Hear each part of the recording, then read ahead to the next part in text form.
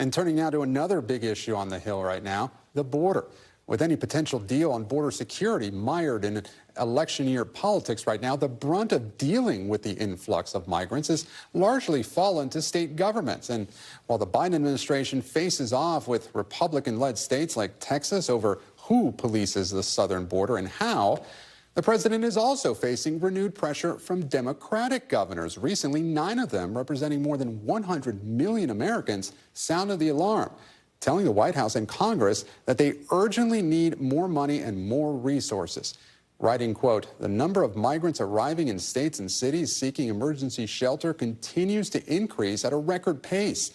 States and cities have spent billions to address inaction by Congress and match these challenges with solutions for our state and local economies." And joining me now is one of the governors who signed that letter, Colorado Democratic Governor Jared Polis. Governor, thank you so much for joining us here on Meet the Press Now. A pleasure to be with you, Gabe. Governor, I want to start. You and other governors sent that letter to the president requesting action on the border. Have you heard back yet? Well, I think what we hope is to hear back in deed rather than word, and President Biden has been very supportive and encouraging of a real tough border security package that the Senate is working on. It's always been elusive to find that compromise between Democrats and Republicans to strengthen our border, and I think we're closer now than we've ever been before.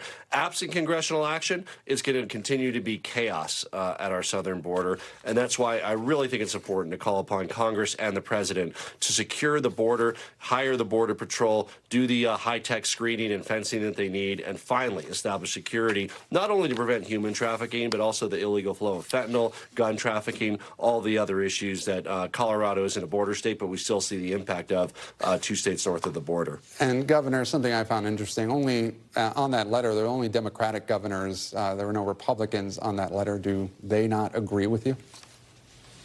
I hope they do. You know, there's currently a bit of a standoff, as you know, with Texas and U.S. Border Patrol. I think they just need to sit down and work together. I mean, I think it's great if Texas, if Arizona, if California want to help secure the border, do it in a coordinated way with the vast federal resources we have. But the real answer is, of course, is to have the federal resources to do it. This is a multi-thousand-mile border. It ain't easy, or it would have been done already. And I think we have a unique opportunity with President Biden, Republicans and Democrats in Congress to say, this is enough is enough. Let's do this.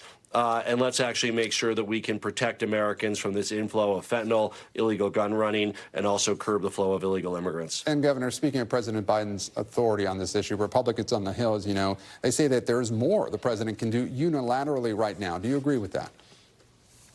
Well, I hope that the president is looking at anything he can do. But as I, recently said, I mean, if the border could be secured by a president alone, why on earth didn't President Trump secure it? He didn't, because the truth is it takes resources. Where do resources come from? Congress. A president can't just unilaterally spend money and make the investment in hiring more border security and Border Patrol agents, which is absolutely needed. It needs to be appropriated by Congress to do that. That's just the system we have. No president, President Biden, President Trump can do it alone. It absolutely takes congressional actions to secure our southern border and to reform the asylum process to reduce the backlog and ensure that frivolous claims are dismissed earlier in the process. Governor, can the president win re-election if things at the border don't change? Well, again, I think that the president's doing everything he can at the southern border. Overall, the economy is strong. I think that Americans are focused on costs and public safety. I think curbing inflation, reducing costs, and making sure that Americans are safer are a big part of what we need to do. We've already seen a decline in the influx to Colorado from the southern border. I certainly hope that trend continues. But a big part of that is going to be getting the border security in place to make sure that we don't face this kind of situation again in the future. Governor, with all due respect, I've reported on the border quite a bit. And over the past year, it started with, people like Eric Adams in New York, and then Governor Pritzker in Illinois, and others throughout the country, Democrats that have become increasingly frustrated with the White House. And we put that question to the White House. They say they have given these cities and states a lot. Has it been enough? Well, again, I think what our call is on Congress to act. I mean, if there's things the president can do with his executive authority, he should be doing it. Congress is not acting. Yeah. Is there more the White House can do? Have they given you enough money? Anything that they can legally give us, I hope they do. As you know, and I know this as an But executive of a state, money has to be appropriated by Congress. A president, a governor can't just conjure up money.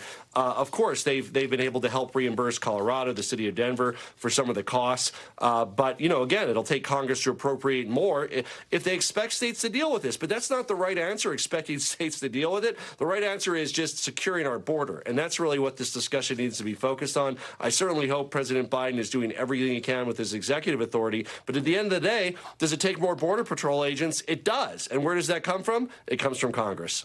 And Governor, what is the state doing to help Denver? I believe the city is now saying it will spend 10% of its budget. Is shutting down the city to migrants on the table here? Well, again, what Colorado is doing is we've offered help with logistics and transportation. Many of the folks arriving in Colorado, it's simply the road up from El Paso or moving on to other locations in the East Coast, the West Coast. Some are here for days, some are here for weeks. But we want to help everybody reach their final destination as quickly and easily as possible. And, of course, continue to call on the failure of the federal government and the states to secure the southern border and make sure that we can stop this going forward. And, Governor, this was very controversial in New York when the number of migrants started rising there. But would you consider busing migrants to other parts of the state if Denver continues to be overwhelmed? Well, Denver's currently the only city in Colorado that's doing this and providing services for the immigrants. If other cities and across the country, across the state are involved with that, they're able to do that. There's no law that prevents them from doing that. But the state fundamentally doesn't control what cities do, nor should we. We simply say, look, we're here to help with logistics, with transportation. We've run a few legal clinics to help make sure people can get their asylum claims in. And mostly we've tried to help people get to their final destinations, wherever those are. Colorado Governor Jared Polis, thank you so much for joining us here on Meet the Press Now. We really appreciate your time. Thanks for watching. Stay updated about breaking news and top stories on the NBC News app or follow us on social media.